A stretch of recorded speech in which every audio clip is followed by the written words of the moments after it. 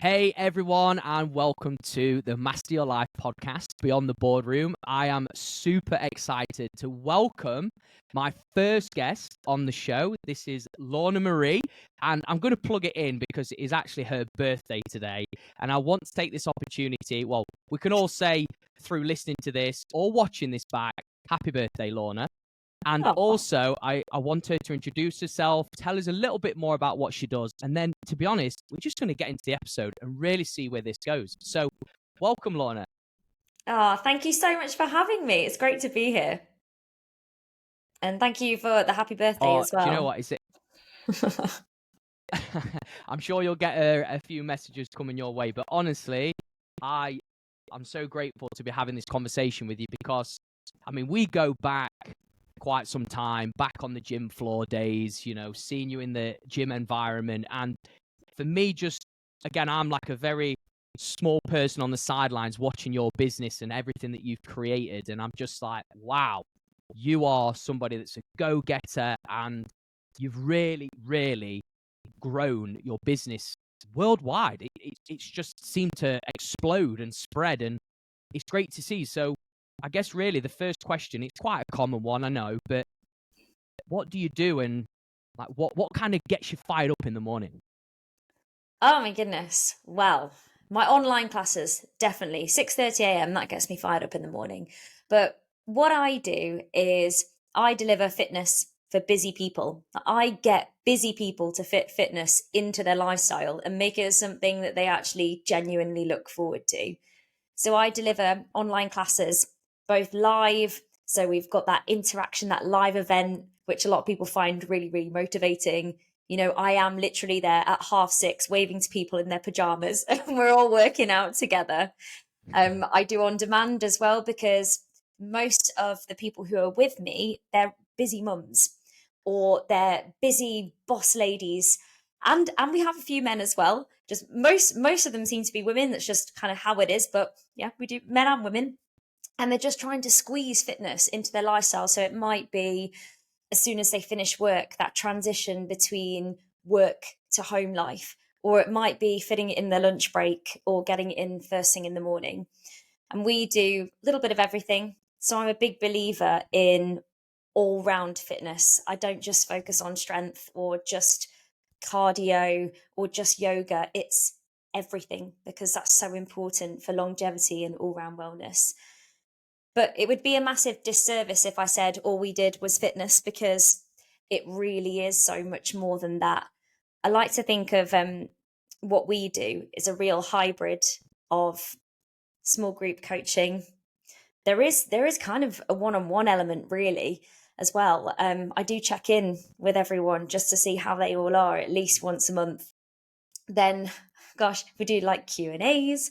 There's a leaderboard if everyone's got that competitive edge, achievements for your workouts. So there's a huge community behind what we do. But essentially, it's busy people from all different backgrounds, ages, fitness levels, and like you said, worldwide now. We've got members from South Africa and we've got members from the other side of the world Oh, and wow. Budapest, all around the UK, but all coming together just to get fitter, happier, and healthier. So I don't know if that was a very good description of what I do, but I kind of do everything. So I hope that explains it a little bit more of who we help. No, honestly, 100%. There's so much clarity on that. And this is why I guess really just the name of like the podcast, Beyond the Boardroom, Beyond the Workplace, however you want to frame it. It's about fitting, like you say, that health, that well-being, the fitness, more than just fitness lifestyle into a schedule that maybe, I guess, your clients and people that you connect with are probably not believing that's possible. They probably don't trust themselves to stick to something, and you're bridging that gap, which I think is amazing. Absolutely. I think a lot of people who do start with us have just lost confidence because they've been doing various different diets. Like I won't name names of the diets or the big companies out there, but you probably know what I'm talking about. Yeah. And they feel like they've been failed and they feel like they're just not fitness. Like that's just not them. It's not for them. They come to us and then they realize that oh my gosh, this is actually really easy to fit in. I can't believe this. And then they think, oh, I'm going to get involved in that challenge. We do challenges every so often, individual and group ones, just to bring everyone together and just that motivation, that accountability boost. So, for example, in February, we're hosting a 29 and 29 challenge, which is that there's different levels within it, but the idea is 29 classes in 29 days.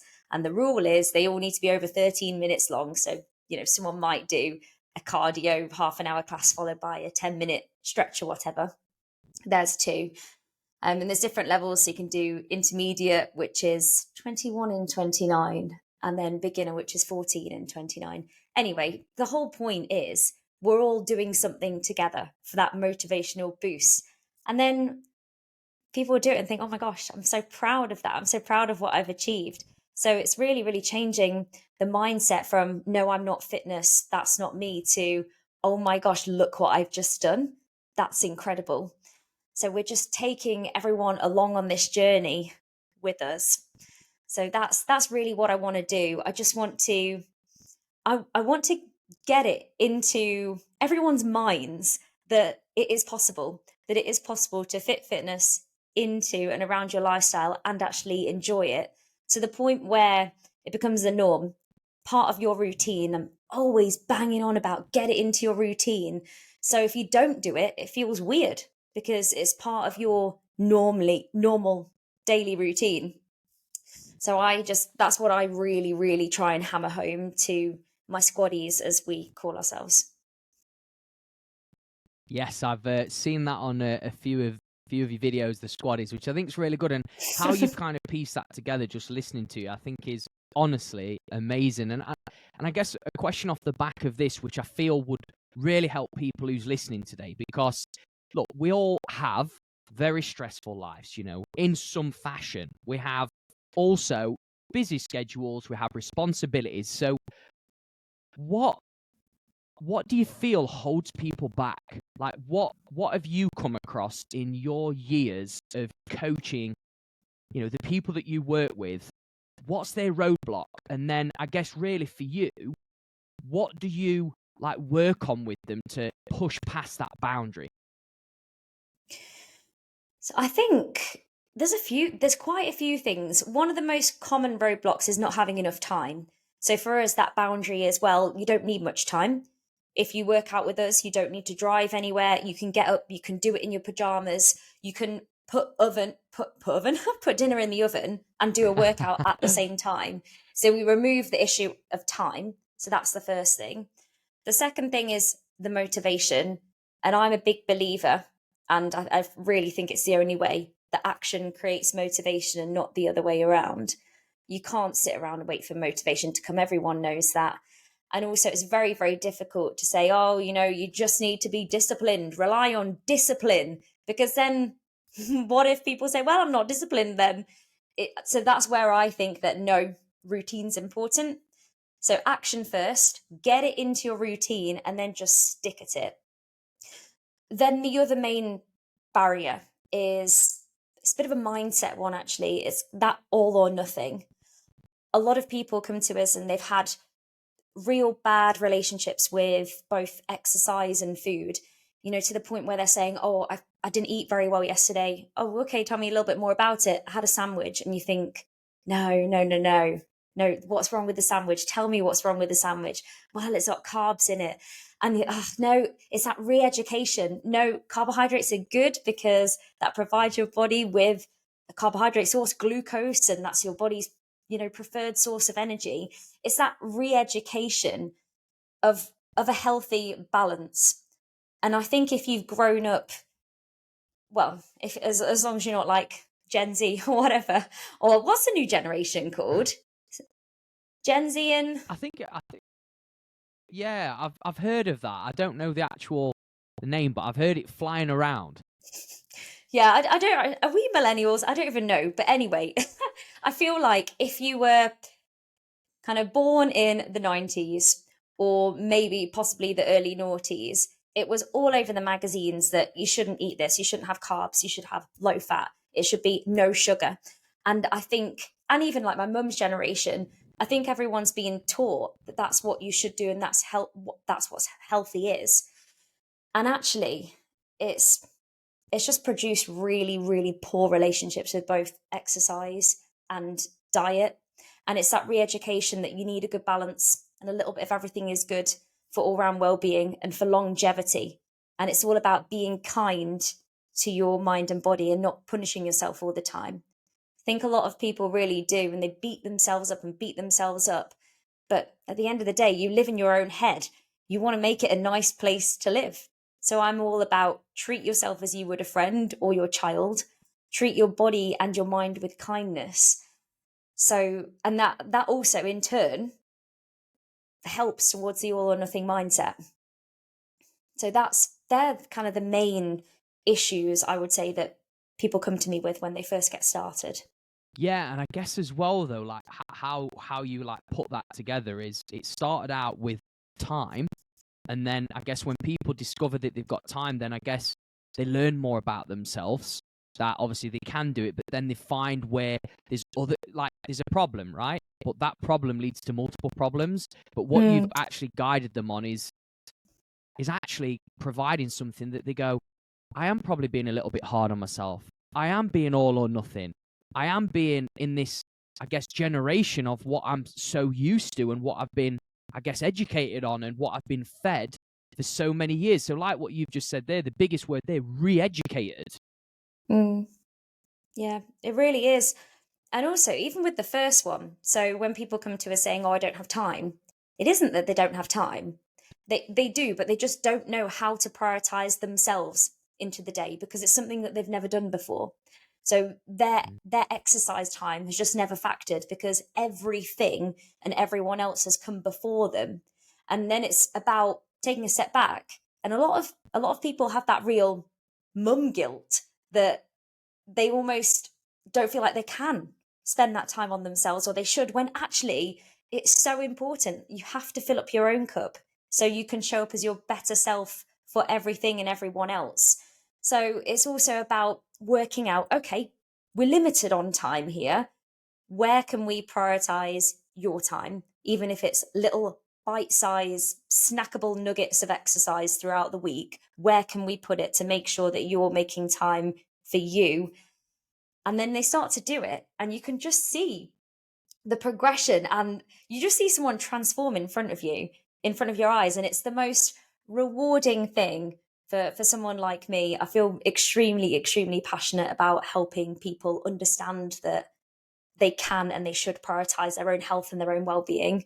No, that again is really powerful. And I think just talking about the guilt tripping, obviously people pleasing, putting everybody ahead of us and leaving ourselves at the bottom of the pile, that has kind of got me thinking really. And one thing I wanted to ask you, because obviously you've said about obviously progression, what does that look like from you as overlooking those, working with them on a relationship basis in your community? What's the biggest shifts that you see when people are prioritizing themselves more? Oh gosh, so it comes in so many different forms, really. Quite a lot of the time people come in to lose weight, to shape up, to tone up, and then what they actually find is that they get so much more. So a prime example, and she won't mind me saying, is Anna. Anna joined us last April, and she was very much in a place where she was completely burnt out. She was mum first and foremost. She was colleague. She was wife. But she said that she felt like she pretty much lost Anna to the point where she barely had any confidence in herself. And she actually came to one of my classes, and then afterwards, she burst into tears because it had been this huge release for her that she'd actually stepped out of her comfort zone and done something for her. And I was like nearly crying with her. We were both there like messes. And since then, she has lost so much weight. But even more importantly than that, she's feeling so much better in herself. She's also encouraged her husband to start exercising. Her kids are doing bedtime yoga with her because one of them suffers with anxiety, and that's really, really helping. Like, she wouldn't mind me sharing all of this. She's shared it, and she actually came on my podcast and she said, you know, if my story can help other people, then that's great. She is so inspirational. She really is a ray of sunshine. But she even said at work, everyone said, "Oh, Anna, you're showing up as a different person. We love having you. There's just so much energy when you walk into the room." And that's just because she's been consistent with her exercise. She's got it into a lifestyle. It's something that she routinely does every lunchtime. She's got it into a routine with the kids, like she works it around the kids. She's eating better, she's sleeping better. It's all like a positive domino effect. As soon as you start doing one thing, you feel good for doing it. So it's like, oh, okay, you want to carry on. And then you want to eat a bit better because you're exercising more. And you think, oh, do you know what? I'm going to get an early night tonight. And then you feel better. And it really is a positive domino effect. Well, that's what I found anyway. So there's just one example. No, I mean, there's so many. obviously, yeah, no, but I like how you've told that story, and that obviously Anna has openly said, look, if my story can help one person, 10 people, whoever, then that's amazing. It's life-changing that not only has she started small, you know, like you say, the people say the small daily actions, one step at a time, start with a routine, or just start with exercise, and then everything starts to unfold and you build momentum. Like you say, the action then builds that momentum of, I believe I can do this, you know, I'm doing it. And I think that's what a lot of people miss out on, or maybe are not. And I'd love your views on this as well, because I know people who will be listening to this will probably feel a little bit like, but I'm at a part in my life where I don't think I'm ready.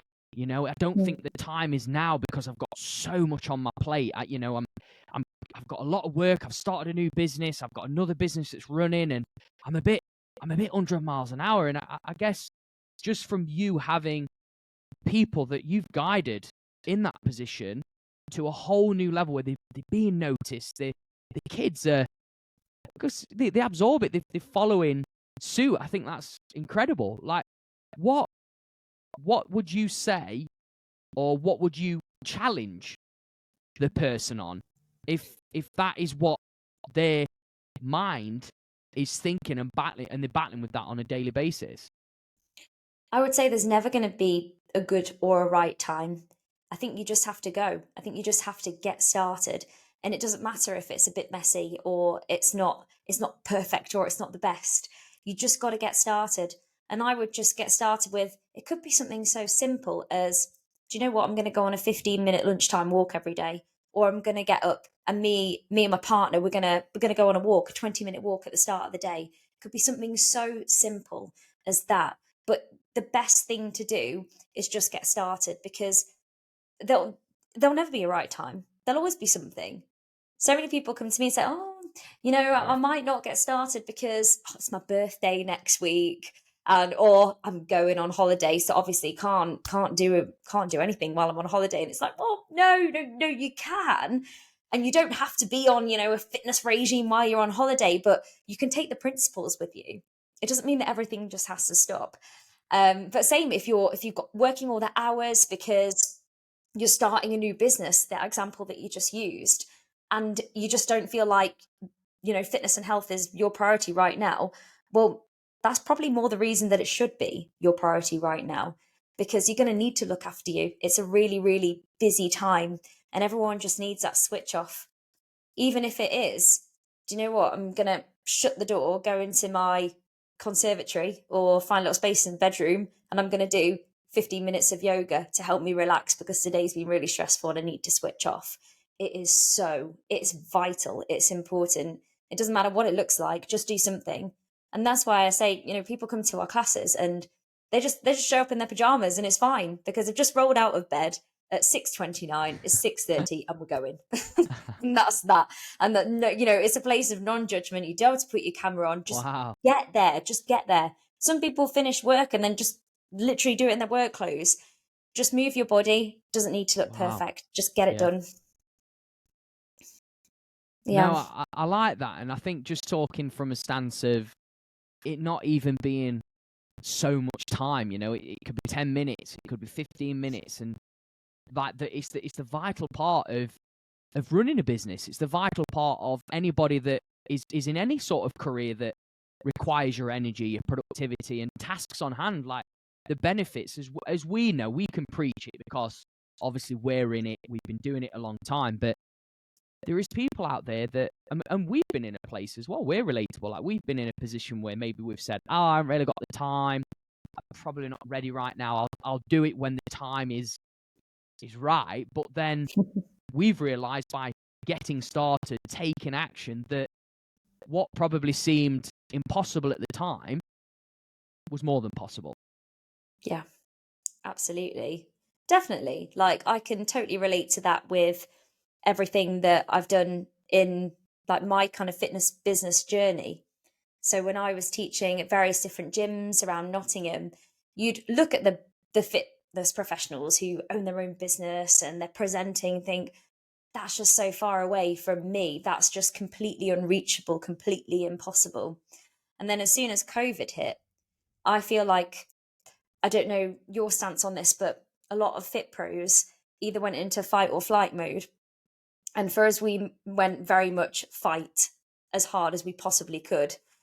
I know some fit pros just left the industry or did other jobs. And it was a really, really difficult time. And I really can't fault them or can't blame them for that at all. But I think for us, we had to pivot. We needed to pivot. And I think that kind of came from a real burning desire and passion for me to help people. I could have done anything else. I could have just got another job somewhere else, but I didn't want to. I felt like that was a point when actually people needed us more than ever for their well-being, for their kind of more their emotional well-being, giving everyone that structure, keeping everyone moving. And just, it sounds a little bit cheesy, but having that hope as well, being that person on the other side of the screen, like, yeah, come on, we're going to get through this, whatever, right, everybody, let's squat, or let's shake our hips, forget about what's going on. And yeah, that's kind of how it all started for me, really, to sort of where we got to now. If I'd have told myself, well, 4 years ago, that, oh, you'd be doing this right now, you'd be the creative yogascape, you'd be hosting retreats, you'd be running an online fitness business, I probably would have laughed really hard and said, you're absolutely mad. Because I don't even know anything about online. I didn't even know how to do online. I didn't even know what Zoom was. I don't think many people knew what Zoom was then, but that was just, like you said, No. that was impossible. That was just impossible for me. Unthinkable. Wow, I mean, I think just what you shared there is, I guess people listening, like, let's give them a bit of context on, obviously, where you started. Like, let's go back to probably Lorna at school, college. What was you interested in? What do you feel brought you to this path today? Obviously, you've just mentioned a little bit about COVID, providing people with hope, joy, happiness, because it was a very emotional time. But yeah, let this be a bit of a space for you to allow people into your world to feel like this is what it's taken Lorna Marie to build what has become, in my opinion, an empire, with so many strings to a bow. So yeah, let us know. I'm so excited to hear this as well. Oh, that's so kind of you. Thank you. Gosh, so Lorna at school, I was very shy. I was extremely shy. I would go bright red every time anyone spoke to me. I'd never put my hand up. I was the little blonde girl. I've always been little and blonde. Who, put it this way, my parents got called in because I didn't talk, and the teachers were a little bit concerned about how I didn't talk. And now, no one can shut me up, really. I've got so much to say. So, little timid Lorna, I was told at primary school, I really wanted to go to the girls' high school in Nottingham because at the time, when you're little, my best friend was going there. I know this is an absolutely awful excuse, but I was, 9 or 10 years old. I'm not going to make rational decisions about my education, really. And I'd always had this drive to do well. I always had it in my head that I'm going to do well. So I would get up when I was younger, practice my keyboard for half an hour, then I'd do my times tables, practice my spellings. Meanwhile, my sister's not got out of bed yet, and she's making me late for school. So I'll be at the bottom of the stairs. Come on. So that was me. I was very hardworking from a young age. I just wanted to do well. So my primary school teacher, so I really am going back right now. Do you want to go this far back? Listen, you share whatever you want to share. This is great. You can stop me. You can be like, Lorna, okay, thanks very much. We don't need to know whether you are school dinners or sandwiches. Sandwiches, by the way. Love it. I was sandwiches. Sandwiches all the way. Come on. Frubes, yogurts, and everything. They're the best. So yeah, my primary school teacher said to my parents, so Lorna's not going to be bright enough for the entrance exam. I don't think that you should encourage this. Obviously, this was told to me in a bit of a different way, but I was told that I wasn't clever enough to do it. So I pushed harder and I got in. And not only did I get in, I got the best in SATs like English in my class. And from that moment, I was a straight A-star student going through school, like sixth form, pretty similar apart from 2 marks off on French. And I got in the car when I got my results for A-levels. This is really sad. I got 2 A-stars and an A. And I cried and my mum thought I'd failed. And then I told her, no, I didn't get 3 A-stars, mum. And I was absolutely distraught. And my mum, she just like tapped me on the shoulder, like, goodness sake, Lorna, I thought something really bad had happened then. She's like, pull yourself together. But that was the kind of person that I was. And then I just went to university. I studied economics and French because I was good at them and I wanted to become a journalist. So I thought, okay, what I'm going to do is do that. I'm going to learn another language because that'll help with journalism. I'm going to learn more about the business side of things because I wanted to be a news presenter as well. So okay, I'll do that. And then what I'll do is I'll convert it into like an MA journalism type thing. Anyway, quickly decided that I didn't really want to do that. I'm absolutely sick of learning about economics and I didn't want to live in France. I decided that French boys were okay, but I prefer English boys. So that life was just not for me. And then I went on to the next thing, which I thought, okay, what do you do here? And maybe some people can relate, but I thought, right, I need to get onto a grad scheme. Like I need to do well. I need to get a good corporate job and work my way up. And my dream one day is everyone is coming into the boardroom and I'm leading that meeting. And that was what I had in my head. It's like, this is what I'm going to be a business leader. I got into the Boots graduate scheme, which at the time was extremely difficult and very competitive to get in. I can't remember the exact number, but I know that there were only 13 of us that got in. And I'm pretty sure there were hundreds, if not like I don't know, maybe like 1,000 applicants. It was a really high number. I can't remember, but I know that I was very shocked to get in. And I lasted about 6 months because at the same time, I started teaching fitness on the side and always been very, very interested in the body, in health, in fitness. And for me, throughout all of my education, you can probably kind of tell I've always been the person to put myself under a lot of pressure. I'm really opening up here, but I've always been that kind of person. I put the pressure on myself. I don't need anyone else to put it on for me. And exercise was my release. And I just loved it. I loved keeping my body like healthy. I loved to dance as well. So when I was at uni, I was on the dance society. Just that like expressive movement was amazing. And just kind of the whole letting your hair down sort of thing. Loved it. So I was teaching fitness on the side, started getting my qualifications. All the meanwhile going to Boots, where you're just a number. You know, Boots is great, by the way. They're a great company. It was just, for me, it wasn't the kind of lifestyle that I wanted to live. Going into the office, I saw the same cleaning lady with the same porridge pot at the same time every single day. I just felt like the job that I had was meant to be really great and really prestigious, but I didn't appreciate it enough. I just remember sitting at my desk.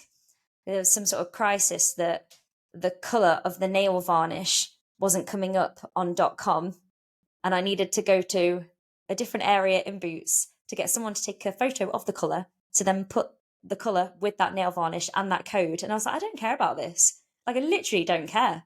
I couldn't motivate myself to do it. And I tried to get into a different department, like in the health and fitness one. I tried to do other projects within it and say, look, I've got this really idea. And I tried to speak to the grad department about Boots doing their own protein powder. I tried to pitch my idea, and obviously you're pitching your idea to, you know, it's so difficult to get ideas through in a big company like that. And I just feel like my voice isn't being heard. This is just not me. So I left. I then decided, you know what, I've got a French degree. I'm going to be a French teacher. So I went into, to cut a very long story short, I did my PGCE, passed, and decided that actually I don't really want to work with teenagers right now. All the meanwhile, still getting classes. So by this point, I was doing a PGCE, teaching in a school, and I was teaching 11 fitness classes a week at the same time. And that was what I loved. So that was kind of where it all began. And then I just, after my PGCE, I went into fitness full time. Yeah, that's kind of the beginnings of the story. And yeah, and then it just goes on. But sorry, I realise I've been talking for a while now. No. This is amazing. Like, don't hold back, because this is where the best bits kind of get shared. I mean, I love that drive. You know, you can feel that energy from you, that you're a go-getter. Like you say, you put that pressure on yourself, but it's pressure that continues to keep you at the top of your game. I mean, just again, like somebody that's obviously seen you in person, obviously we've been to your party last year and stuff like that, dressing up pretty cool. You know, is your energy is like infinite. It's an energy that anybody that is participating in your class or has had any sort of experience with you, just is like, how do you do it? Like, what's the secret, you know? But I mean, honestly, like, just asking you, for you know, as a fellow person in the industry, like, how are you so energetic? You know, what do you do to fill your cup? That's difficult. Probably not enough to fill my own cup, really. I do have to say though, like the whole time I was doing all these different things and trying these different things, like fitness was definitely an outlet for me. And it was something that I kept coming back to. So even throughout Boots and throughout my PGCE, that side was starting to get bigger and bigger and bigger. And I realized that that was the thing that energized me. Like the thing that really drained me. Like it got so bad that I'd be driving to the grad job, listening to Justin Bieber on full blast in my car, crying my eyes out because I didn't want to go. And then when I did my PGC, and my sister was at the school at the time, and we were just exhausted. It wasn't what I wanted to do, but I was turning up. I was trying to give it my best shot, but it wasn't the thing that was giving me energy. And me and my sister would just pull up, look at each other in the schoolyard, and just like bottom lip wobbling, like just turned to like two little school kids.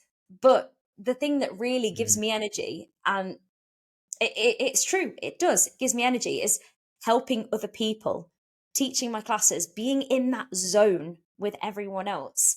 I couldn't imagine doing anything else. But it did get to a point just before lockdown. So I think lockdown probably came at a very good time for me, where it's very difficult to make enough money teaching fitness classes if you want to make, you know, a decent income with the pay rates at the moment. Unfortunately, I got to a point where I was teaching 26, 27 classes a week. You go through weeks where you're absolutely fine, but then you get to the end of, I don't know, a 6-week stint of doing that kind of thing. And then I used to book a lot of holidays. So I'd be like, I need a holiday, but I actually genuinely did. Like, I just get to myself to the point of burnout. And I think it's the kind of burnout, the emotional burnout, that you wouldn't really realize was happening until you went away on holiday and you thought, oh, I was actually really tired. And then you'd come back and then you'd just rinse and repeat, do it again. And I was getting to a point where I was thinking, I need to think of some other thing here. I can't imagine myself doing anything other than fitness. So I'm going to stay with my classes, but how can I teach my classes and earn enough income that's going to support my life too? That's going to mean that I can keep showing up as my best self. So I started to get a little bit more into the community, you know, hiring out some halls, and they were going so well. really good. I was like, oh my gosh, I can totally get behind this. And that was my idea. That was where I was going. I was going more into the community anyway. Then when lockdown hit, all classes obviously went. The gyms just said, so sorry, I hope you're okay. Boom, gone. And that was where it all just kind of felt like the floor was ripped beneath me and you're falling, like just free falling. Yeah. I can remember that very well, just that moment so vividly. I was actually at Anytime Fitness. I don't know if you were there that night when they announced it. Yes.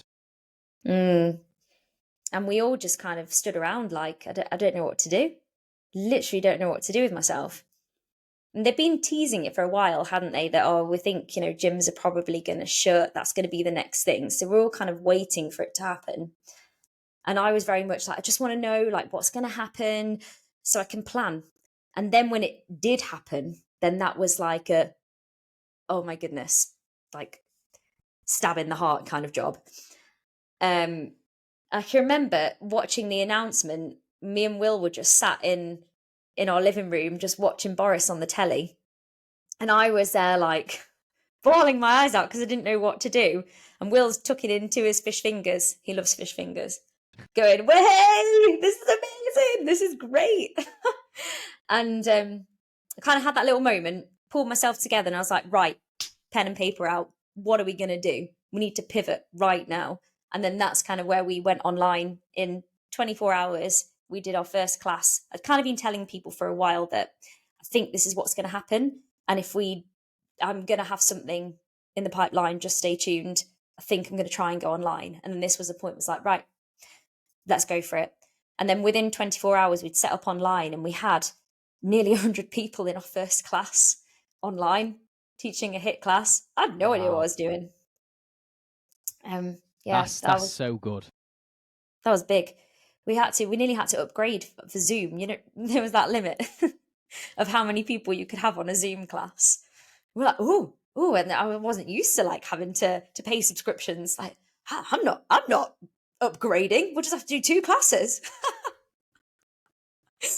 But no, it did. But that was, yeah. And just from there, really, just my online squad just gives me so much energy. I love it. I love it so much. I just do it. I'm passionate. I'm so passionate about it. And then I also, like I said, I love to travel as well. I love going on holiday. Yes. So in a roundabout fashion, really, I mean, I know that obviously what you was doing and obviously coming from a, I guess, in-person business as well, but different to yourself, obviously more personal training. I do understand that feeling of, I guess, your business being stripped away from you and then having to be adaptable and pivot. So I think how you've said that and what you've done to shift, like you were so like proactive as well though with it, like you didn't just like wait for it to happen, like what we knew that yes, it was on the cards for the gym's closing. I mean, what I would love to know, right, because let's be honest, you've got this very infectious energy, you're on videos, you're happy. We all know that there's times when we're not obviously as happy or we've got a bit of a challenging time.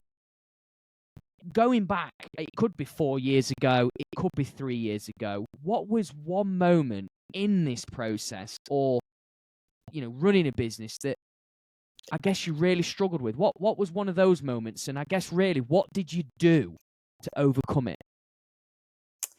Oh gosh, there's so many. I think that is one thing that everyone needs to understand. I think people realize it more, that people are going through struggles behind closed doors with, when everything's just looking really shiny and amazing, things are difficult. So there's a few challenges that I came up with. And for me, it was always the what if this happens? What if that happens? That just ate away at me. So the first one, if we're going back to COVID times again, was when they reopened the gyms. I was thinking, oh my gosh, what if people go? What if they leave me? What if they go back to the gym? And just having that panic and that worry and sleepless nights over it. When in actual fact, everyone really enjoyed the convenience of working out from their own home and just really enjoyed what we did and enjoyed the classes. And yeah, some people went back to the gym, but not many at all. really, really not many. And that I was really surprised by that. And I was like, oh my gosh, this is amazing. And again, that kind of gave you like fuel. Another real challenging moment. So you have your little ones like all the time, don't you? Your little mini moments. Do you know what? I feel like with every challenge that we come across, so it's very much, it's not just me. Like I work with Will, my husband, who we call Tech Will. We kind of sit down and work everything out. I'm usually that person who has the little in the moment, oh my gosh, oh my gosh, oh my gosh. And then I take a step back and then I think, okay, right, yeah, no, that's fine. Can deal with it. Will is very much level headed and everything is figure outable. And he'll sit down and be like, well, why is that a problem? And what? So if what if this happens? Then we'll just do this.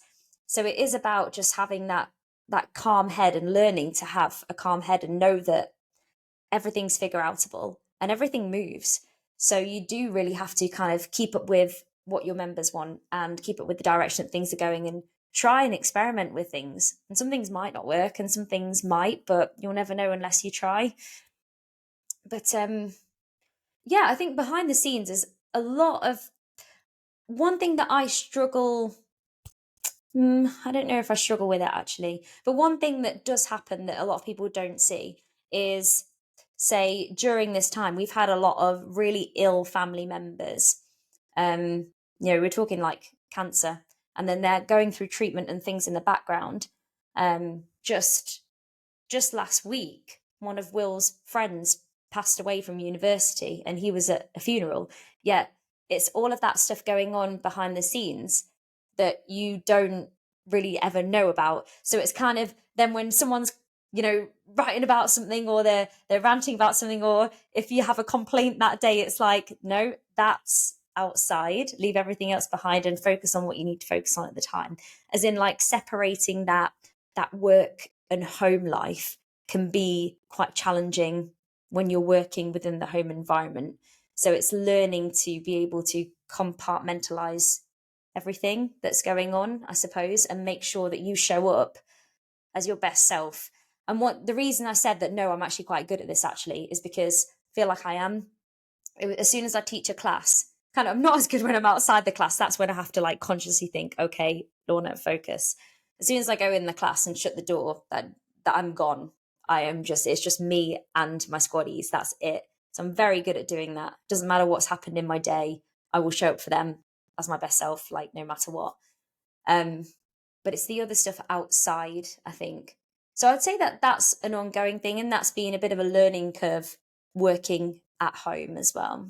No, I really like how you've kind of phrased that, because it's not, look, this is not really to be like, oh, what do you struggle with? I guess it's something I can relate to, because, we've had family members as well at the moment that are not well, and working from home has its pros, as we know, but has its cons as well. But what you've just spoken about there is, like, say you go in that room, it's like you're in the zone, and you know that because you're passionate and you love what you do, you can kind of you can like split it up, which is really, really important. And I think when what I'm actually curious to know from my side, because obviously again we're in similar industry, obviously we do similar things, is what do you do as self-care for you to slow down and be present in the moment where this is Lorna's time.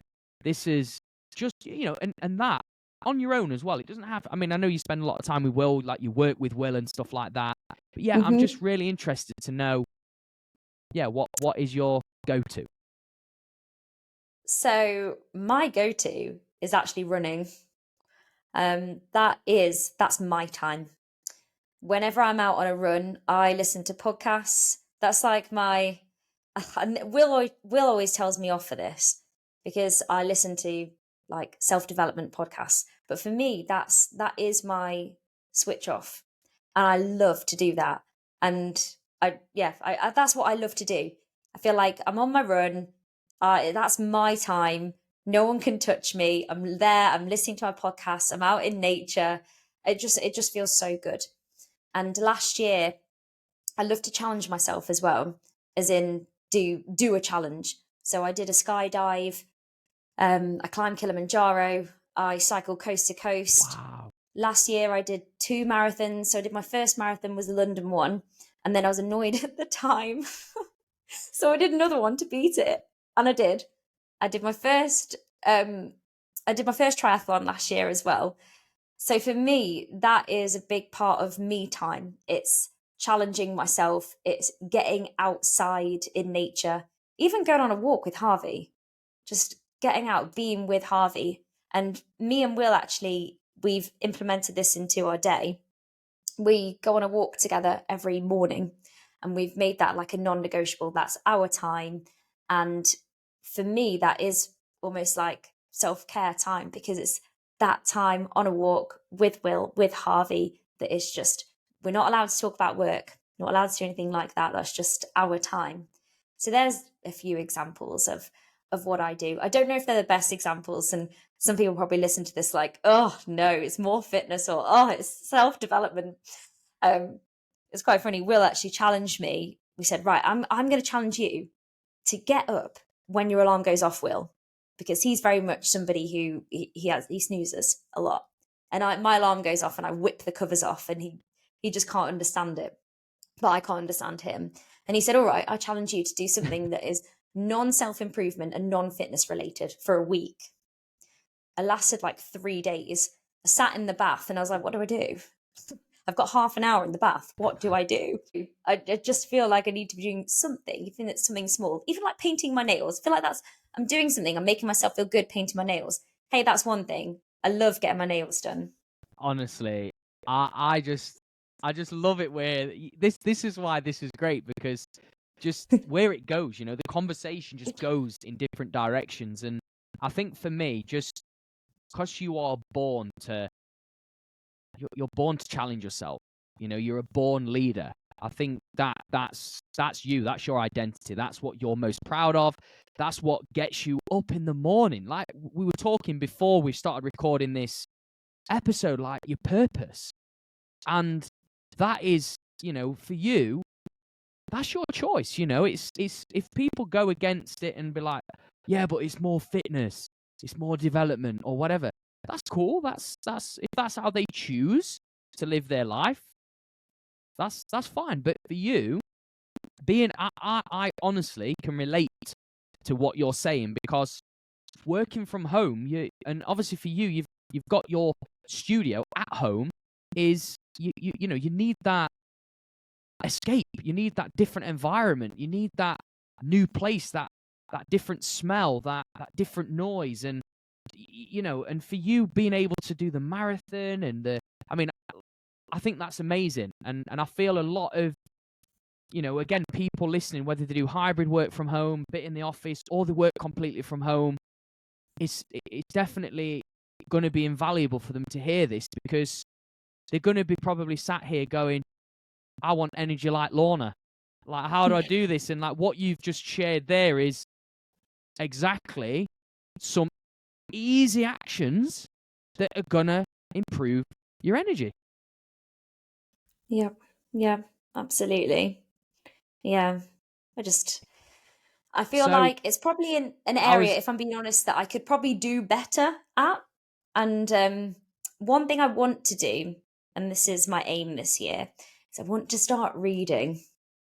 And I've bought a couple of books, because every time I go to the airport, I threaten that I'm going to buy a book, because I'm going on holiday, and that's just what you do. You read a book on holiday. I'm going to buy a book.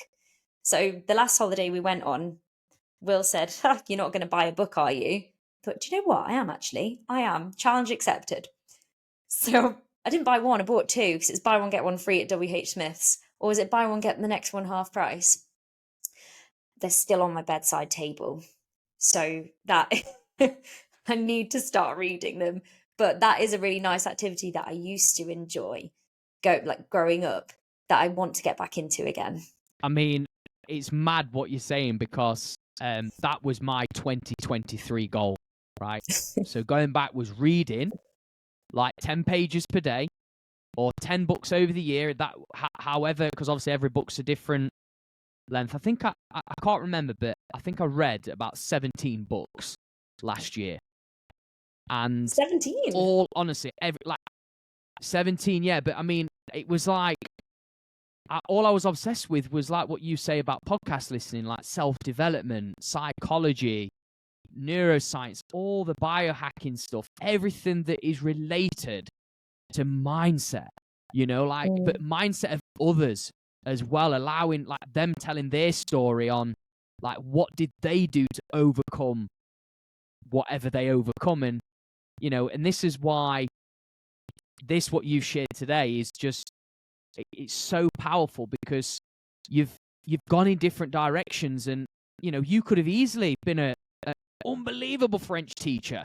You could have been the best person doing in all these things that you've got, like all these directions, but you've chosen that this path of running an online business, which again you said 4 years ago you'd have laughed in Lorna's face, but here you are now. And I guess really, I mean, just going back to that now, so where you are as Lorna now, what would you say to Lorna 4 years ago?